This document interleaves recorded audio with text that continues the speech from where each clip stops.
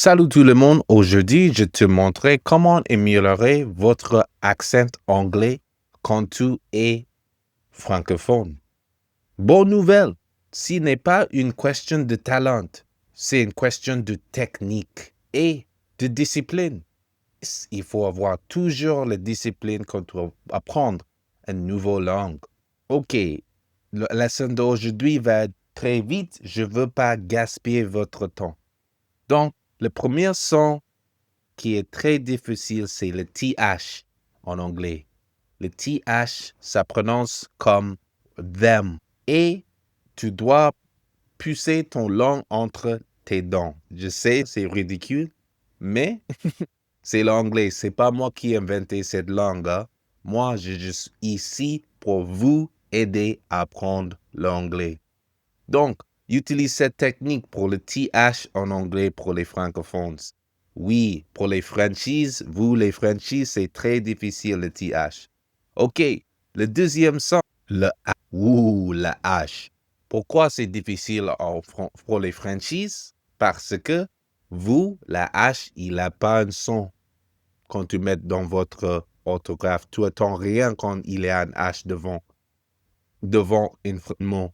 Mais nous, en anglais, la H, il fait comme tous les Anglais font sur les petits textos. Ha, ha, ha, ha. Ça, c'est une technique pour améliorer votre prononciation de H. Ha, ha, ha, ha. Hat, heat, height. Ha, ha, height. Voilà. Ça, c'est le deuxième son et une petite technique pour améliorer votre prononciation en anglais. Troisième son.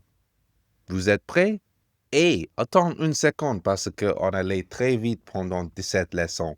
Likez la vidéo et laissez un commentaire parce que je suis toujours ici pour vous. Demandez des questions d'anglais. Je vais être heureux pour répondre à chaque question dans les commentaires.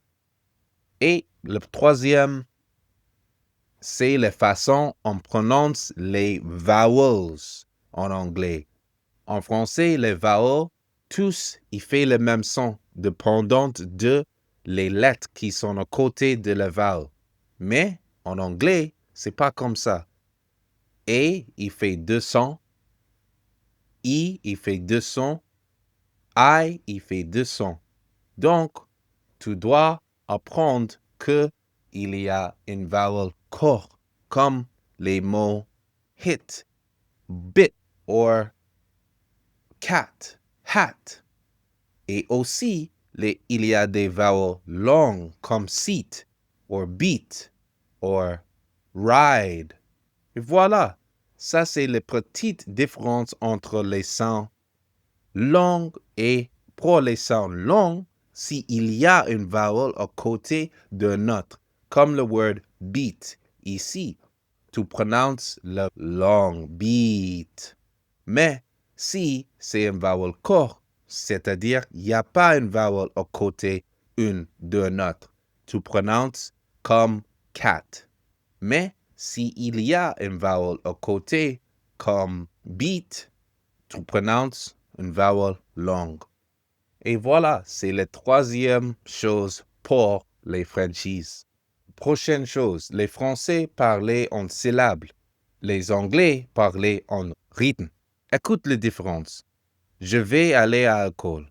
Anglais, I go to school. En français, tu attends chaque syllabe. En anglais, il y a certaines syllabes qui sont fortes et certaines syllabes qui sont moins fortes.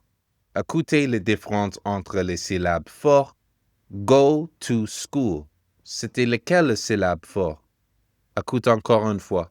Go to school. Oui, c'était go, le syllabe fort pendant cette phrase.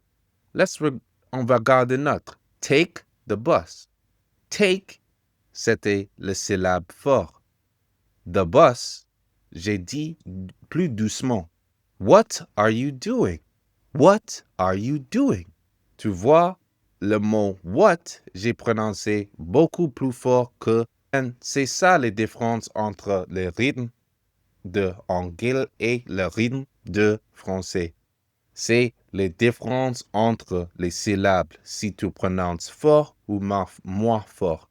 Des fois, quand vous, les Français, écoutez des séries en anglais ou tu écoutes les podcasts en anglais, ça sent comme on parle très très doucement et après très bruyante et après plus doucement. C'est haut et bas. Et voilà, ça c'est la prochaine règle de prononciation pour des francophones. Et celle-là, la prochaine, va être beaucoup difficile pour apprendre et ça va prendre des mois ou ça dépend de combien de fois tu veux écouter l'anglais par jour. Et c'est on connect to. On ne jamais dit I am a student. On plutôt dit I'm a student. On connecte tous les mots pour avoir plus de fluidité en anglais, les gens natifs. Mais vous, en français, vous faites la même chose dans chaque langue. Certaines personnes, ils parlent très vite et certaines personnes parlent très doucement. Et toi, si tu veux apprendre l'anglais, tu dois avoir l'habitude d'être capable à écouter les gens qui parlent vite ou écouter les gens qui parlent très doucement. Moi, quand j'ai appris le français, j'avais un meilleur ami qui parle très doucement. Il s'appelle Sidiki. Donc, c'était très facile à apprendre le français avec lui. Mais maintenant, ma femme, elle parle très, très vite quand elle est énervée. Et moi, je dois comprendre chaque mot qu'elle dit. Donc, c'est comment tu vas apprendre une nouvelle langue. C'est les personnes qui parlent vite et les personnes qui parlent doucement. On assez une autre. Do you want to eat? On ne dit pas do you want to eat. On dit do you want to eat? Parle comme ça. Si tu parles comme ça, tu glisses et c'est parfait pour le prendre anglaise. OK, dernière chose, dernier indice. Imiter, pas apprendre. Tu veux un bon accent? Imiter 1 minute par jour une native. Choisir une créature, une série, podcast, mais mettre une phrase en pause, répète exactement la même intonation. C'est comme apprendre son chant. Ou, fais mieux, assez à imiter les personnes qui chantent anglais qui vous aimez. Et les Français, beaucoup de musique américaine, les musiques anglaises. Donc, quand tu écoutes, chante avec eux. Tu vas sûrement améliorer ton anglais si tu chantes avec votre artiste préféré.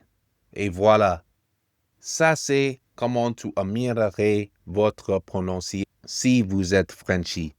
Et, dernière chose, je dis, s'il vous plaît, laissez un commentaire. On verra dans le prochain épisode, dans les prochaines vidéos. Et si tu aimes mon contexte, cliquez sur une de là, tu vas aimer le prochain. Juste ici. Au revoir. Ciao.